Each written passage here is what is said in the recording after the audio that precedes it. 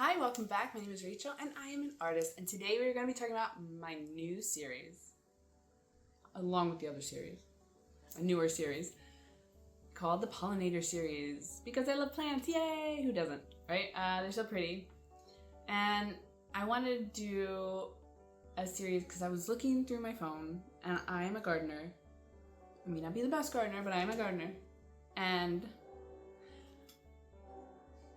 I kept taking photos of all these wonderful, beautiful flowers and all the bees on them and all the pollinators and the butterflies that, over the past 5 years I've had my garden, they've slowly and surely more and more pollinators have come, and it's really cool to see the progress of what my yard used to look like and what it's like now. It just feels so much more alive. I mean, we always had some birds, and we had the yellow jackets that would come and bother us while we ate, but now when we go outside, when we eat outside, we really don't get bothered by any bees or yellow jackets because they have all this food. And every year I have these 2 yellow swallowtail butterflies that come. I started seeing some monarchs, so that's cool. And yeah, I've seen so many different kinds of bees, ladybugs, this one really scary looking bee, but it actually I thought it was one of those really bad bees. It was huge, scared me, but it actually turns out I shouldn't have been afraid, because it was not that bad bee that I thought it was. It was the one that eats other bad bugs. I don't remember the name. I probably should have looked it up. Not bad. Anyway, so today I'm going to start with the first painting I did so far. It's called the Shasta Daisy. So for this series, I'm going to tell you guys some wonderful fun facts about the flower that I planted and how it is beneficial for your area.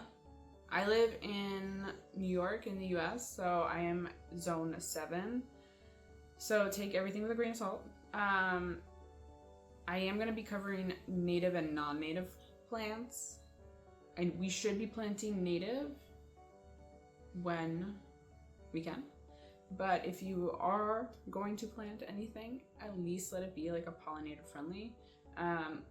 Some things they sell you, like butterfly bushes, bees and butterflies do love them, but again, they're not native, so they end up they're not necessarily the best. But I still planted one because I was oh, I didn't know better. And also they bloom for so long, and there's so many blooms on them, bees and the butterflies. I absolutely love it. Sometimes we have some non-native, but also we'll have some native plants to the area. I try my best to do native when I can. It doesn't always work out. Some things are very pretty. Hydrangeas are beautiful. I did plant a bunch of the big snowball ones when I first got my garden. Learned that they are not actually pollinator friendly. So then I started to switch to the lace flower cap, or it's called a panicle hydrangea. The ones that they kind of look like more of a cone, and they change from white to red when you go into the fall. Those are actually super pollinator friendly. Again, not native to our area, but at least the bees are fed and they're happy. That's the main thing, because if we don't have the bees, we don't have food. Very important. Just saying. Anyway. Okay, so for this series, I'm going to give you a little blurb in the beginning. This blurb is longer because it's the first one, and I need to tell you what is happening. If you hear any little blunks, that is the acorns falling. It's that time of year. I love fall. Anyway, what was I doing? Oh yeah. Okay, so the first flower that I want to cover and that I painted is the Shasta Daisy. Shasta Daisy. I went with this one first because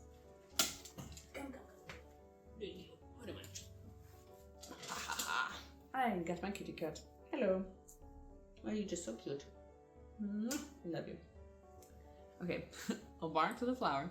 So the Shasta Daisy. I'm going with that one first because that plant is actually, because Shasta, the type of plant is, you gotta like divide it.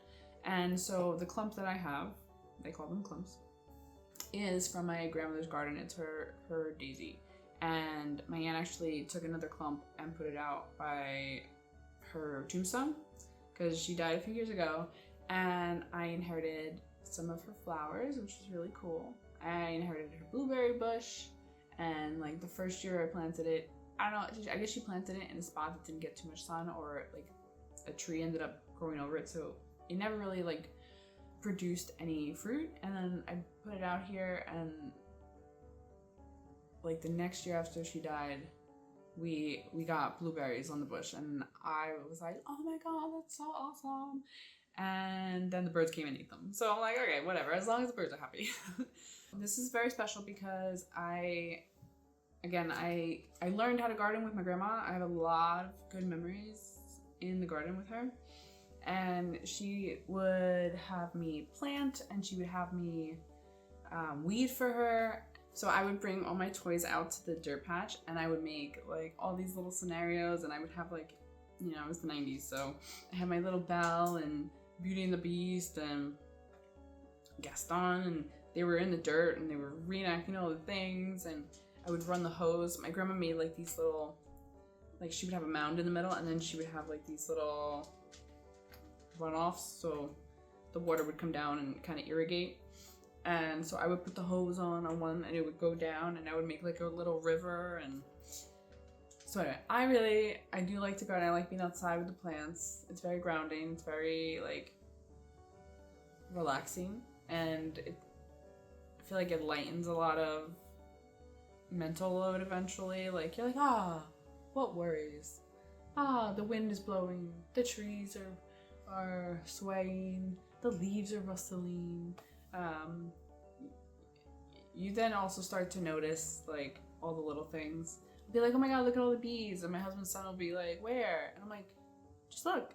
And like after a few minutes, your eyes kind of acclimate, and you start noticing like, oh my god, there's so many of them, and they're out doing their thing, and they're pollinating and making our garden beautiful. So I really wanted to marry my love of plants and my love of protecting our pollinators with my art in this series. So they're gonna start off one way, and as the series goes, we'll see how it goes.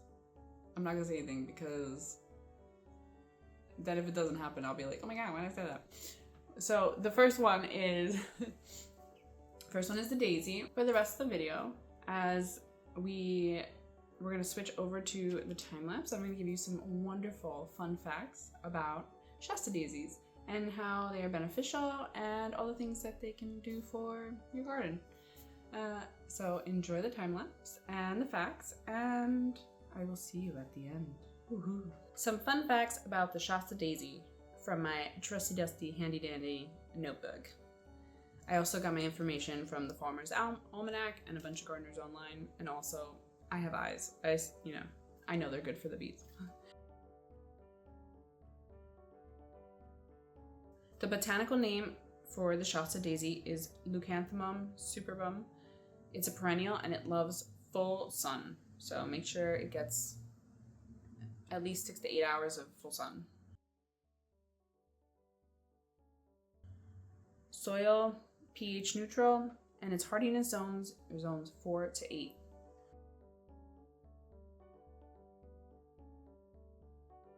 They have a long bloom season. They can start at the end of spring, early summer, and go all the way through to the fall.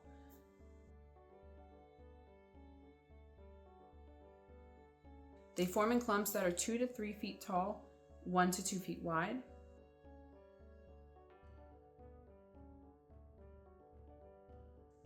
If you start them from seed, plant in containers in the fall or spring, and then transplant outside. If directly sown, you're gonna wait like 1 year before you see blooms. But I am more of a direct sower. I don't do very well starting seeds indoors, but to each their own.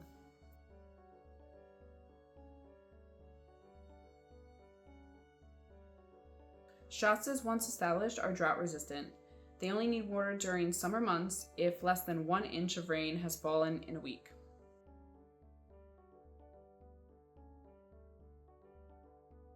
Always deadhead spent blooms to extend the blooming season.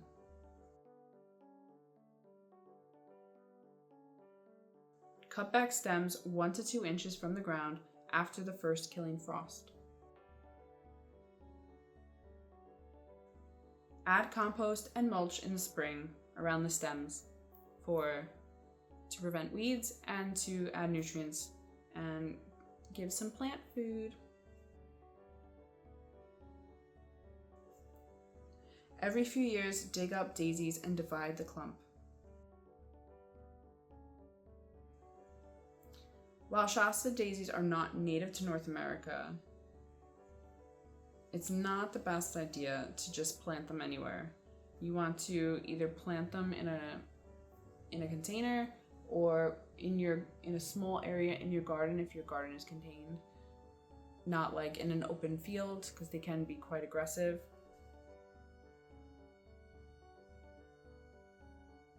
If you're a low maintenance gal like myself who wants to plant all perennials so I don't have to constantly plant over and over again, they are a pretty easy maintenance plant. Like, you don't have to do too much.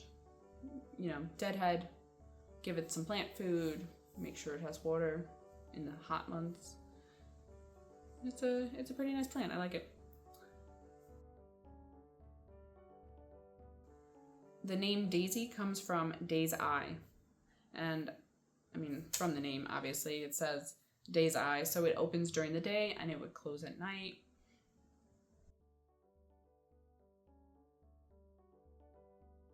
The Shasta Daisy was created in 1901 by American botanist Luther Burbank. He wanted to create a snow white daisy and named it after the snow-capped peaks of Mount Shasta in California. Pollinators love this flower. Helping in the cross-pollination process, many types of bees can be found,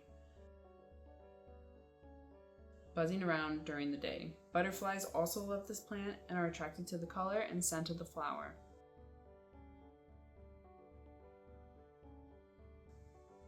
Moths pollinate at dusk before the daisy closes for the night.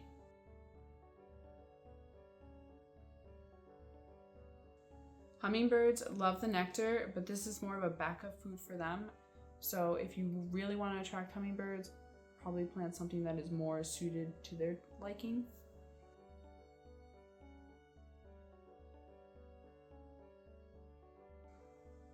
And besides all the great pollinators, this plant also attracts in their foliage, and because there's so many bees and other bugs around, they attract parasitic eating wasps, so they eat the pests, ladybugs, beetles, and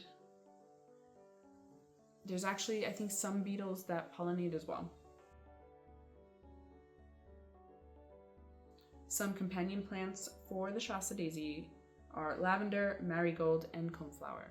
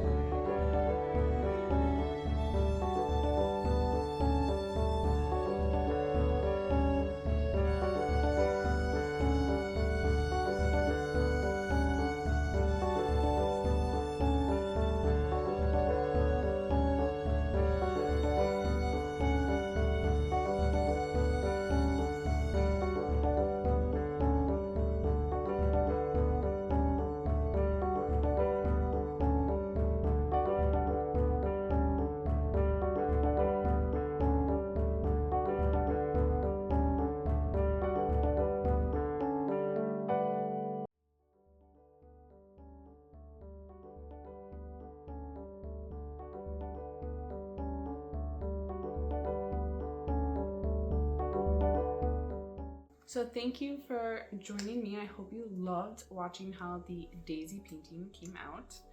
Again, they were super special to me, and I'm so happy that I was able to paint it. The series was so fun. Well, the first painting is so fun. I'm really trying to like loosen up my brush strokes a little bit and not be too critical of where every, you know, paint stroke goes, and also play with like depth of field. So enjoy. Let me know what you think of the painting, and I hope to see you next time. And if you enjoy art and all my chats, you know, stick around, hit the subscribe, hit the notification. Thank you very much. Yay, love you. Bye. Okay, see you next time. Bye.